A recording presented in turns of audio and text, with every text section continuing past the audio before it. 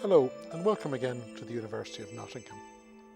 One of the many ologies that theologians talk about is teleology. And with me is Dr. Simon Oliver, and he's going to try and answer the question, why study teleology? Well, first of all, we need to say what on earth teleology is. Good point. Okay. So, to understand it, we need to really go back to ancient Greek philosophy, particularly to Aristotle, and the notion of causation. So Aristotle says, he describes four modes into which cause falls, and he describes in particular the key mode of cause, most important to him, is what he calls the final cause, which is the purpose of something, the why of it. Why does it take place? So he would say that the final cause, the purpose of building, is the house. The final cause, the purpose of the heart, is to pump blood around the body.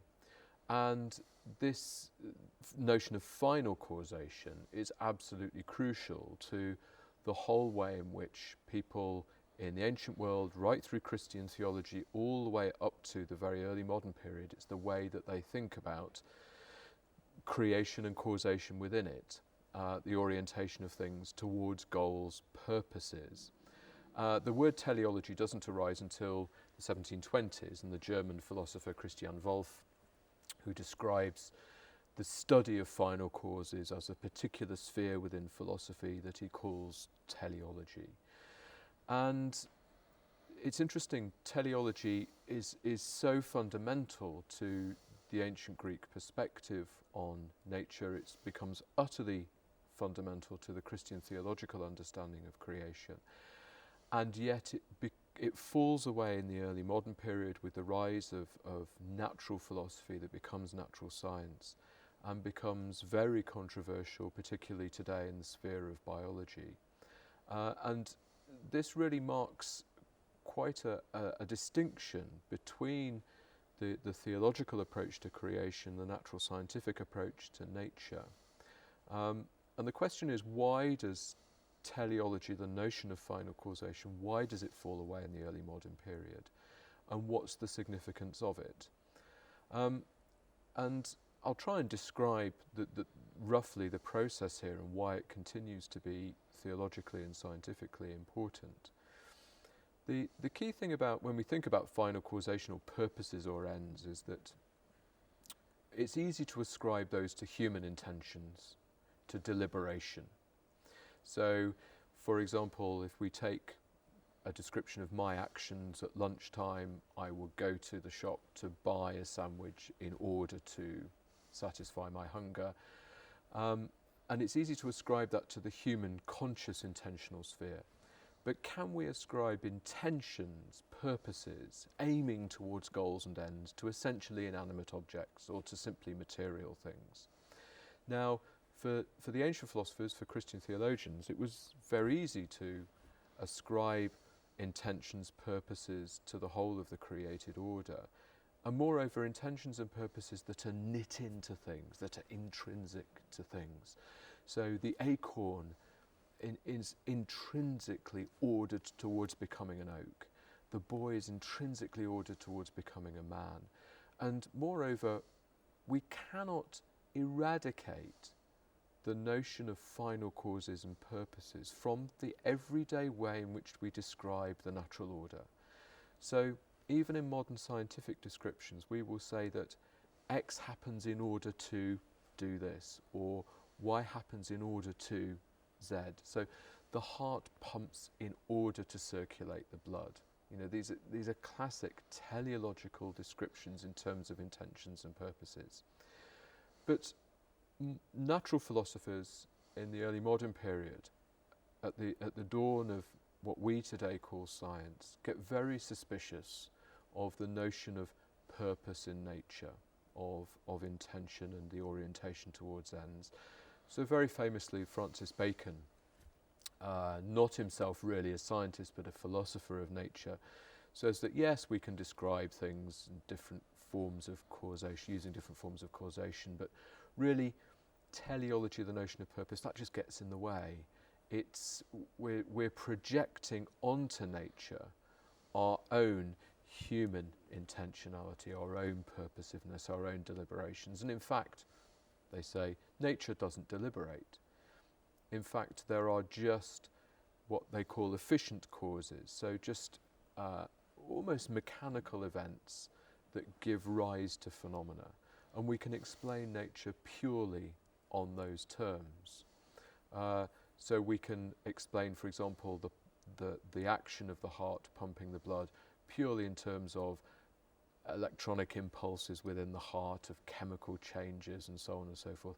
So we reduce everything down away from purposiveness and order towards ends to simply mechanical and material action. There is a difficulty with that still our descriptions of nature we find very difficult to eradicate all notion of purpose and orientation to ends. And the German philosopher Immanuel Kant recognises this.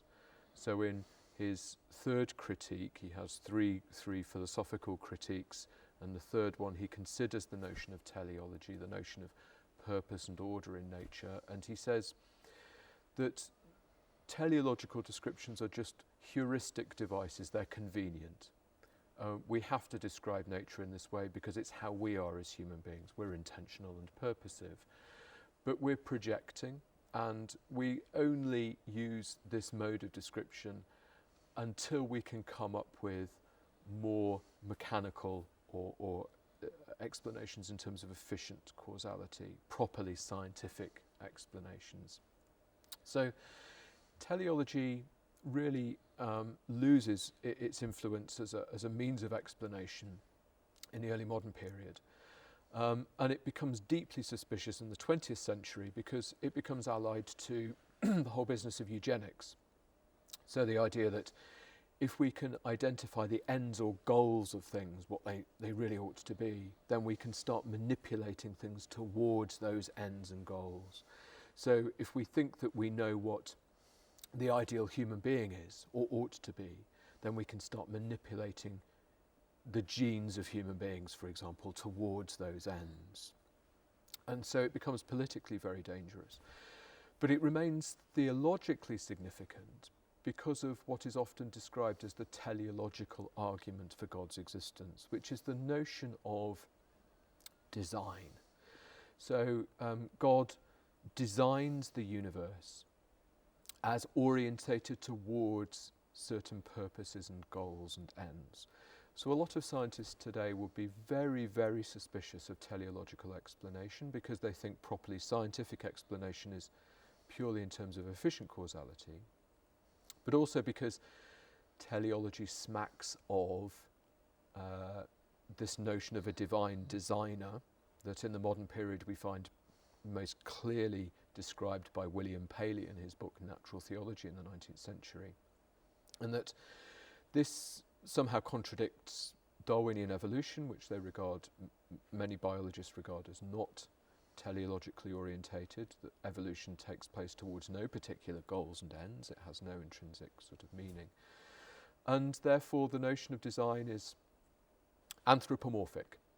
It's a projection of the way that human beings are onto what nature is. So I can design a car towards particular ends, transporting me around, but we shouldn't project that notion of design onto the way that nature is. But it seems to me that the key problem here is actually a division that occurs in the modern understanding of teleology between intrinsic and extrinsic. So for the ancient philosophers and theologians, the notion of the orientation of things towards certain ends is both intrinsic and extrinsic in the sense that when God creates for them, of course he creates things towards certain purposes and ends, but he makes those purposes and ends intrinsic to things, actually knits them into what they are.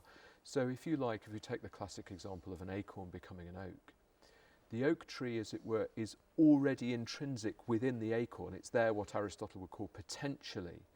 And that intrinsic orientation is then realised in the oak tree. It belongs to what the acorn is. And yet that orientation comes from God's creative act. So there's both an extrinsic element, God's creation, and an intrinsic element that the orientation of the acorn to becoming an oak is knit into what the acorn is. But in the early modern period, the extrinsic and the intrinsic become separated.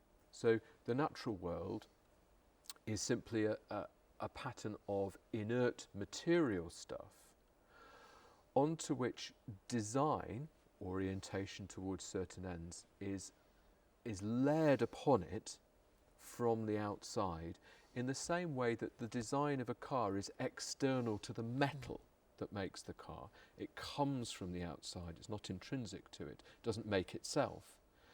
And God's design, the teleological argument, becomes much more reliant on this notion of the external layering on top of things of their orientation towards certain ends. And it seems to me that what's frequently and rightly rejected is the notion of external teleology, of a design just being plonked on top of nature. Whereas what the ancients and medieval philosophers were really thinking about was no distinction between internal and external, but of the best way of describing it is that God makes the universe make itself. He knits into things their very orientation towards certain ends.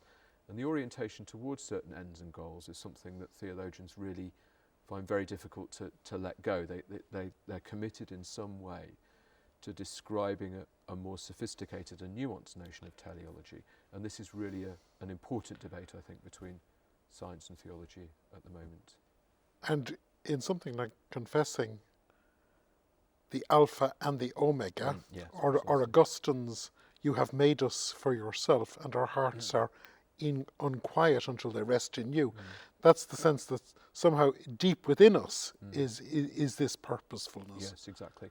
And you get that reflected even in the doctrine of creation in the 20th century theologian Karl Barth, that the whole of creation is for something, not just human beings, but the whole of creation is for its union with God, that this is what we might call a basic ontological thrust of all things towards certain goals and ends. And eschatology, the Christian study of the end times, where things will end up, is, as it were, it has a teleological flavour, doesn't it? Because the whole of creation is consummated in, as it were, the kingdom of God. On that eschatological note, we should end. Simon, thank you.